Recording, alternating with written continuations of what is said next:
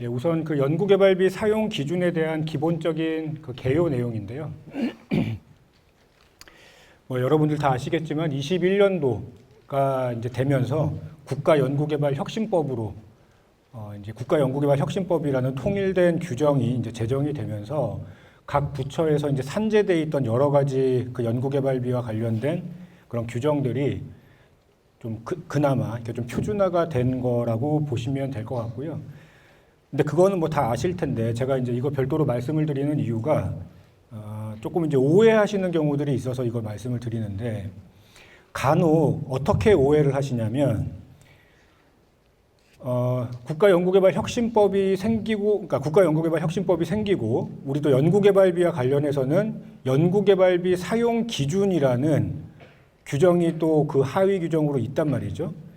그러다 보니 이 지금 이 밑에 각 부처에서 연구개발비 사용 기준을 정한 부처들이 또 있어요. 우리 혁신법 사용 기준 말고 특히 산업부 같은 경우에는 여러 가지 이제 다른 그 규정을 적용을 하시는 경우가 있을 때 혁신법이 상위 규정이니까 혁신법을 따르면 되지 산업부 규정은 안 따라도 된다. 이렇게 아시면 안 된다는 거예요. 그러니까 좀 더 솔직히 제가 말씀을 드리면 뭐 혁신법이라는 게 이제 상위 규정, 뭐 표준 규정 이런 개념이 맞기는 하지만 별도 만약에 여러분들이 산업부 과제를 하고 계시면 산업부 규정에서 별도로 정하고 있는 게 있다면 그거를 오히려 적용을 해 주셔야 된다. 그러니까 각 부처에서 적용하는 규정이 있다면 그거를 별도로 지켜야 될 규정이라고 꼭 인지를 하시고 그렇게 규정을 보셔야 된다. 이제 이런 말씀을 드리는 거고. 네. 혁신법이 21년도 들어오면서 이제 가장 큰 변화 중에 하나가 종전에는 연차별로 정산을 했던 것을 이제는 단계 기간으로 정산을 한다. 그래서 예전에는 1차년도 끝나면 잔액을 뽑아가지고 얼마를 반납해야 되는지를 뽑아서 반납을 하고 2차년도 끝나면 또 반납금액 뽑아가지고 반납을 하고 이렇게 했었는데 혁신법 도입되면서부터는 연차는 사실 그렇게 중요하지 않다. 정산에 있어서는 단계 기간이 끝나야 잔액을 집계해서 반납 처리를 한다. 그러면 1차년도 끝났을 때 잔액은 어떻게 해야 되는데요? 그럴 땐 1차년도 잔액은 반납을 하는 게 아니라 자동으로 2차년도로 넘어간다. 인건비건 간접비건 연구수당이건 간에 아무 상관없이 무조건 넘어간다. 단계 기간 내에서는 무조건 넘어간다. 연구수당 간접비 다 넘어간다. 자동으로 넘어간다. 승인사항 아니다. 승인 필요 없이 자동 넘어가고 그걸로 우리가 실무적으로 계속비 편성된다. 뭐 이렇게 표현을 하고요.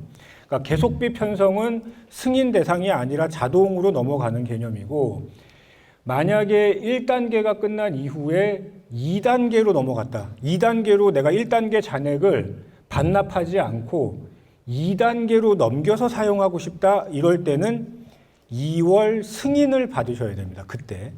그러니까 단계 간의 돈이 넘어갈 때는 2월 승인을 받아야 되고 단계 내에서 연차별로 넘어갈 때는 별도 승인 없이 자동으로 계속비라는 걸로 편성이 된다.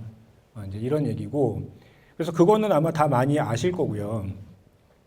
근데 이제 여기서 하나 또 중요한 게 정산의 주기만 이렇게 단계 기간으로 변한 게 아니라 규정을 적용할 때도 마찬가지로 연차 기준으로 규정을 적용하는 게 아니라 단계 기간을 기준으로 규정을 적용한다. 즉 무슨 얘기냐면 우리 그 장비 같은 경우에 그 단계 기간 종료 2개월 전까지 입고가 완료돼야 된다. 이 규정 아시죠? 그죠? 예전에는 1차년도 종료 2개월 전까지 들어와야 인정이 됐고 2차년도 종료 2개월 전까지 들어와야 2차년도에 쓴 장비비가 인정이 됐었는데 이제는 그렇게 연차별로 따지지 않는다. 3차년도 단계 종료 2개월 전까지만 입고가 완료가 되면 1차년도에 계약금이 나갔던 거라도 그 물품이, 그 장비가 3차년도 종료 2개월 전까지만 들어왔다면 1차년도 계약금, 2차년도 중도금 나간 거 그냥 다 인정된다. 왜냐하면 정산에서는 이 단계 기간이 하나의 기간이기 때문에. 그러니까 정산에서는 연차는 이제 별 의미가 없다. 그러니까 규정에서 별도로 이 규정은 연차별로 적용한다 이렇게 돼 있으면 연차별로 적용을 하는 거지만 그렇지 않다면 단계 기간으로 다 적용되는 거구나 이렇게 규정을 해석하시면 되겠다. 이제 그런 얘기가 되겠고요. 자, 이 다음부터는 이제 21년도에 혁신법이 제정된 이후에 그 매해 개정이 되고 있거든요. 그래서 개정된 내용을 제가 그 연도별 계속 개정될 때마다 이걸 업데이트를 계속 하고 있는데 22년도 초에도 이렇게 개정이 됐었고요. 이때는 이제 좀 중요한 개정 사항이 영리기관 연구실 운영비 수종 사용이 가능하기는 한데 전문기관 사전 승인을 받아야지만 연구실 운영비를 수정해서 사용할 수 있다. 뭐 이런 규정이 추가가 됐던 거가 하나가 있었고요. 22년도 말에 개정됐던 내용 중에는 그 다음 페이지 넘어가서 보면 이때 좀 중요하게 개정된 게 많았는데 한번 볼까요? 복습하는 다 아시겠지만 복습하는 개념으로 22년도 말에 어떤 규정이 들어왔냐면 그러니까 영리기관 신규 인력에 대해서 현금 인건비가 가능한 경우에 그 신규 인력에 대한 현금 인건비를 감액하는 경우, 그러니까 이런 경우죠. 예를 들면 중소기업인데 신규 채용이 잘 안 되잖아요. 그죠? 우리가 1년치를 이제 계획을 하고 인건비를 잡아놨는데 신규 채용이 잘 안 되니까 인건비 5천만 원 잡아놨는데 신규 채용 안 되다 보니까 2천만 원밖에 못 쓴 거예요. 한 8월 달이나 입사가 돼가지고. 그럼 2천만 원밖에 못 썼으면은 잔액이 3천만 원 남지 않습니까? 이 3천만 원 남은 거를 그대로 반납할 거면은 상관이 없는데 아무 문제가 없는데 3천만 원 반납하기 아까우니까 재료비라든지 연구 활동비라든지 이런 걸로 이제 바꿔서 쓰시는 거죠. 그렇게 감액을 해서 바꿔 쓰려고 할 때는 사전 승인을 받고 쓰셔야 된다. 그냥 바꿔 쓰시면 불인정된다. 3천만 원이. 이제 그런 얘기가 되겠고 그게 좀 주요하게 바뀐 내용이었고 또 원래부터 있던 규정인데 사람들이 좀 헷갈려해서 그때 좀 명확하게 정리가 됐던 게 마찬가지로 영리기관인데 인건비 총액이 변경이 됐다. 내가 만약에 현금 인건비를 1억 원을 잡아놨는데 1억 2천을 써야 될 것 같아. 우리가 기업이에요. 기업인데 1억 예산 잡아놨지만 1억 2천을 써야 될 것 같다. 그럴 때 승인 받아야 된다. 왜냐하면 총액이 변경됐으니까. 그러면 여기 지금 증액뿐만이 아니라 변경됐을 경우라고 하는 거니까 감액될 때도 마찬가지예요. 현금 인건비 1억 잡았는데 8천만 원밖에 못 썼다. 그러면 2천만 원 남잖아요. 2천만 원 남은 거 아까랑 똑같아요. 2천만 원 남은 거를 그대로 반납할 거면 승인 안 받아도 되지만 2천만 원을 아까우니까 다른 거로라도 써야 되겠다. 그럴 때는 사전 승인을 받아야 다른 걸로 쓰실 수가 있다. 그러니까 증액될 때도 사전 승인 받아야 되고 감액해서 다른 걸로 전용해서 쓸 때도 승인 받아야 된다. 그리고 또 중요하게 변경된 게 연구실 운영비 계획과 다르게 변경하는 경우에도 승인을 받아야 된다. 우리 기업들 연구실 운영비 처음에 계획할 때도 별지 서식 통해서 제출을 했어야 되지만 그 내용이 변경될 때도 승인을 받고 쓰실 수 있는 것이다. 이런 내용이 바뀌었고요. 옛날 개정 사항이니까 다 아시죠? 그죠? 다 아실 거라고 생각을 하고 더 이상은 말씀 안 드리고 23년 말에도 뭐 여러 가지 개정 사항들이 있었는데 뭐 이 중에 가장 중요한 뭐 개정 사항은 뭐니 해도 이제 회의비 식대, 회의비 식대가 이제 개정이 사실은 23년 말에 개정이 됐지만 뭐 여러 얘기가 있다 보니까 24년 12월부터 그러니까 1년이 거의 지난 다음부터 개정된 내용이 적용된다. 그래서 그 내용을 한번 살펴볼게요. 그래서 회의비 식대가 어떻게 개정이 됐느냐? 회의비 전체가 아니에요. 회의비 식대만, 회의비 식대만, 전체 회의비가 아니라 식대에 대해서만 얘기하는 건데, 그러면 24년 12월 1일부터는 뭐가 바뀌었는데 보니까 사전 내부 결제가 완료돼야 된다.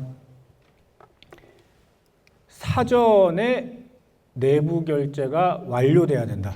이제 이렇게 두 가지죠. 크게 보면. 그럼 사전은 뭐냐? 언제까지 해야 사전인 것이냐? 언제까지 해야 사전이냐? 여기 보시면 회의 시작 시점 또는 식비 실제 사용 시점 중 늦은 시간보다 빠르게. 말이 참 어려워요. 그죠? 그러니까 회의가 2시에 있었고 만약에 카드를 결제한 시간이 12시면은 그중 늦은 시간은 2시죠. 2시보다는 빠르게. 그렇게 내부 결제가 완료가 되면 돼야 된다. 그 사전에 이제 그런 개념이고,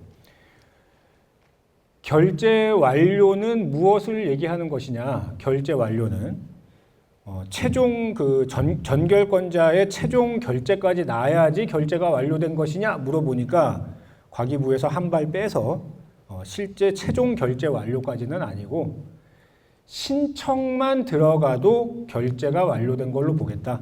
이런 거예요. 그래서 사전에 회의비를 쓰겠다는 결제 신청 문서가 들어가면은 그러면 사전 내부 결제가 완료된 걸로 보겠다. 이제 이런 내용이고요. 결제 문서에는 어떤 내용이 들어가야 되느냐? 목적 일시 장소 내용, 참석자 수. 누가 참석했을지는 모르니까 그냥 숫자까지만 적어도 괜찮다. 이제 이런 거고요. 만약에 6명 참가하기로 했는데 8명이 실제로 참석했다. 그럴 때는 사후 수정 문서를 또 만들어서 증빙을 해야 된다. 이렇게 바뀌었다는 거를. 그러니까 사전 결제받은 거랑 차이가 실제로 나면은 그 사후에 변경된 것도 문서화를 해놔야 된다. 이런 거고요. 그랬더니 그럼 식사는 알겠다. 내가 그렇게 할게. 사전에 내부 결제를 꼭 받을게. 그러면 다과는 어떻게 해야 하느냐? 다과까지도 설마 이거를 요구하는 건 아니겠지? 그러니까 다과는 빼주겠다. 다과는 굳이 사전 내부 결제를 안 받아도 괜찮다. 이제 이렇게 내용이 바뀌었습니다. 그러다 보니까 우리 그 원래 회의비 증빙 서류는 사전 내부 그러니까 회의비 증빙 서류가 예전에는 내부 결제 문서 또는 회의록 이렇게 선택할 수 있었는데 식비가 있는 경우에는 사전 내부 결제 문서가 꼭 필수로 들어가야 되겠구나. 이제 이렇게 아시면 되겠고, 요 규정은 이제 제가 뒤에서 말씀드리겠지만 산업부 과제 하시는 분들은 이 규정을 무시하시면 된다. 산업부 과제는 이 규정을 안 따른다. 뒤에서 조금 더 설명드릴게요. 아무튼 산업부는 사전에 내부 결제 안 받아도 돼요. 그냥 옛날처럼 쓰시면 돼요. 산업부만, 다른 부처는 아니고요.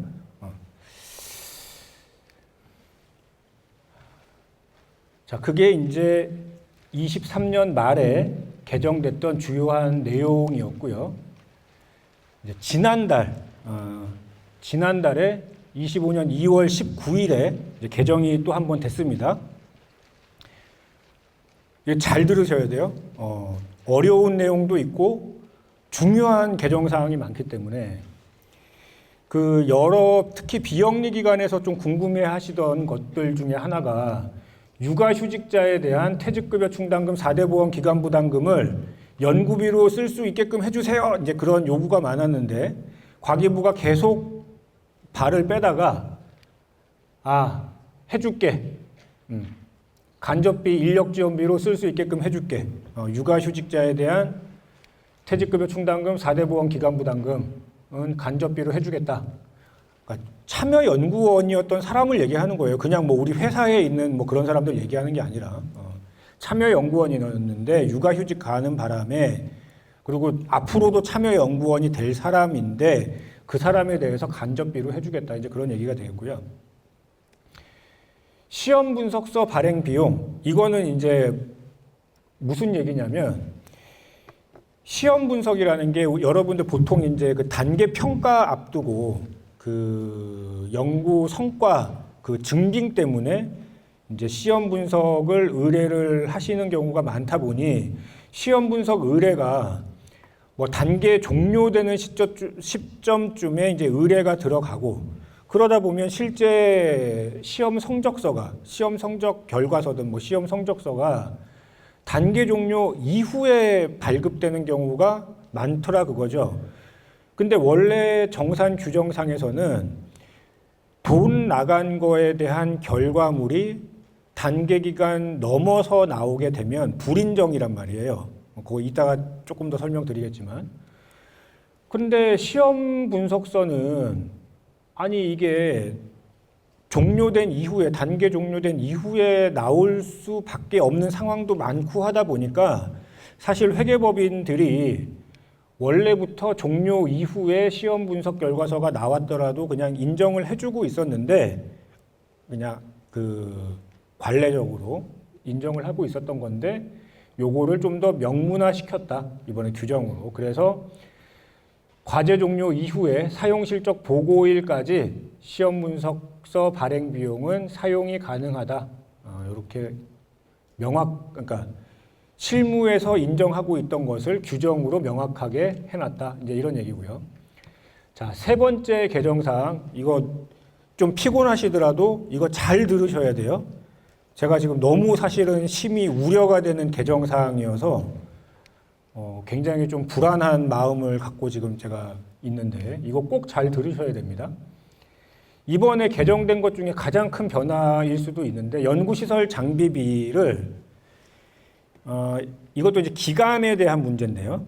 원래는 1단계 때 계약금이 나간 장비는 1단계 때 계약금이 나간 장비는 1단계 종료 2개월 전까지 입고가 완료가 돼야지 인정이 됐단 말이에요.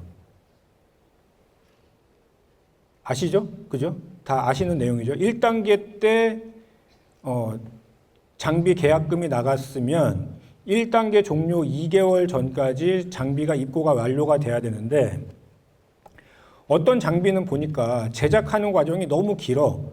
그리고 운송해가지고 오는데 시간이 많이 걸려. 그래서 단계가 넘어가서 입고가 되는 경우들이 많더라 그거죠. 그런 경우에 종전에는 다 불인정을 했어요. 왜냐하면 해당 단계 종료 이후에 입고가 됐기 때문에 다 불인정이다 이렇게 했는데 이거 그렇게 그냥 너무 그렇게 불인정하지 말자. 아니 단계를 여러 단계 거쳐서 입고가 될 수도 있지. 그걸 같은 단계에 안 들어왔다고 불인정하는 게 너무 가혹하지 않느냐 해서 여러 단계를 거쳐서 즉 1차 년도에 계약금 나가고 1단계 때 계약금 나가고 2단계 때 중도금 나가고 3단계 때 장비가 구축이 완료돼도 인정해 주겠다. 그런데 조건이 있어. 두 가지 조건인데 중앙행정기관장이 인정을 해야 돼요. 그러니까 전문기관 승인을 받아야 된다는 얘기예요. 전문기관 승인을 안 받고 여러 단계에 거쳐서 구축했다? 불인정이에요. 전문기관 승인 받아야 되는 겁니다. 전문기관 승인을 받고 또 중요한 거 여러 단계에 거쳐서 들어오는 거는 좋은데 그 들어오는 단계 종료 2개월 전까지 들어와야 돼요. 그러니까 여러 단계에 거쳐서 들어온다고 했어. 만약에 그 간사님한테, 그러니까 전문기관에서 우리 1단계 때 계약금 나가고 2단계 때 장비 들어오기로 신청을 했더니 해줬어요. 그러면 2단계 전체 기간에 걸쳐서 들어온다고 다 인정되는 게 아니라 2단계 종료 2개월 전까지 들어와야 된다는 거예요. 이해 아시겠죠? 그죠? 그러니까 전문기관 승인 받아야 되는 거 들어오는 단계의 종료 2개월 전까지 꼭 들어와야 된다. 만약에 2단계 11월 달에 들어오면 불인정인가요? 네, 불인정입니다. 네. 구축되는 단계 종료 2개월 전까지 못 들어오는 거니까. 그래서 요 두 가지 조건을 꼭 충족해야 여러 단계에 거쳐서 들어올 수가 있다. 이런 얘기가 되겠습니다. 그 밑에 여비 규정은 자체 규정, 공무원 여비 규정 중에 선택 가능하다. 미지급 인건비 변경 시기는 좀 뭐 말이 많았지만 협약 체결 이후에도 통보성으로 변경 가능하다. 이랬더니 또 오해를 하시는 거죠. 미지급 인건비를 통보성으로 협약 이후 때도 변경할 수 있다. 그러면 미지급 인건비를 여러분들이 바꾸시는 이유가 이제 연구수당을 증액하기 위해서 바꾸실 텐데, 미지급 인건비 바꾸는 거는 통보지만 연구수당이 증액되는 거는 여전히 승인사항이에요.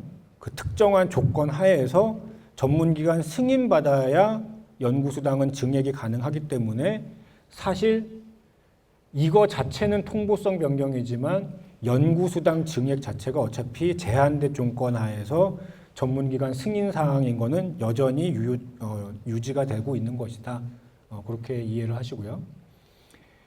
또 연구수당 한도가 여러 가지 연구수당에 대해서는 한도가 있는데 수정인건비의 20% 이내라는 그 규정이 있었는데 좀 더 명확하게 그냥 수정인건비의 20%가 아니라 적합하게 사용된 수정인건비의 20%.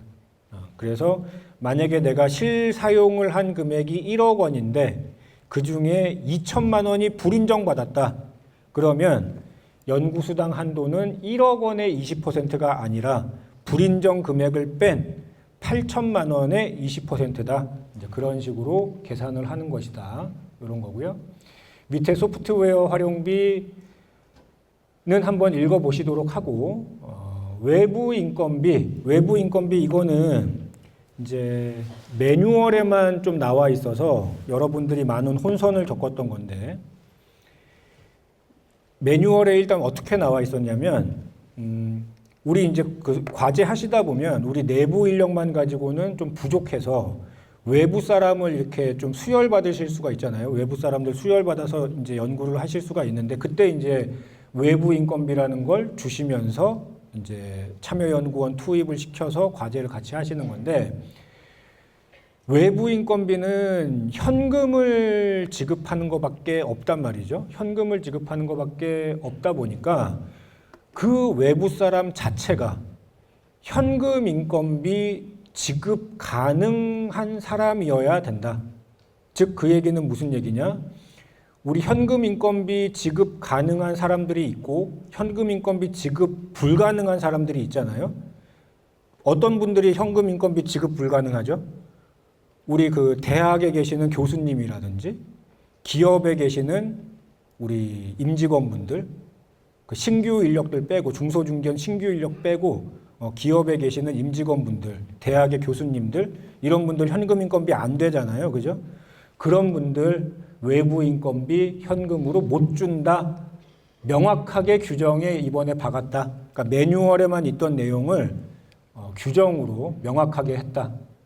이거에 대해서 워낙에 뭐 왈가왈부 하시는 분들이 많다 보니까 규정으로 아예 영리기관 임직원 못 줘. 현금 인건비 되는 사람만 외부 인건비 받을 수 있어. 이런 개념이다. 그 밑에 두 가지 내용은 한번 읽어보시고 자체적으로 스터디 하시기 바라고요. 시간상 넘어가도록 하겠습니다.